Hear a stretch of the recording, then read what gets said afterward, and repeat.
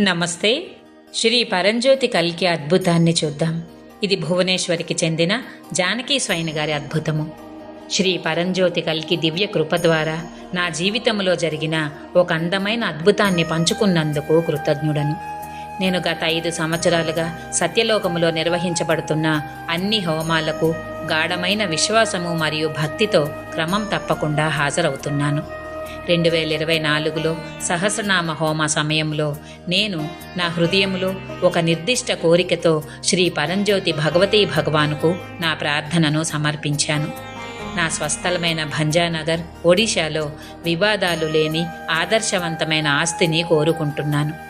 శ్రీ పరంజ్యోతి ఆశీస్సులపై అచంచలమైన విశ్వాసంతో నేను దైవానికి నా ప్రార్థనను సమర్పించాను. శ్రీ పరంజ్యోతి అనుగ్రహము త్వరలో అద్భుతంగా వ్యక్తమవుతుందని నాకు తెలియదు. హోమం తర్వాత కొద్ది కాలానికే నేను ప్రార్థించిన అన్నింటినీ వివాదరహితంగా మరియు అన్ని విధాలుగా పరిపూర్ణంగా ఉన్న 4 ఆస్తులను పొందే అవకాశము నాకు వచ్చింది.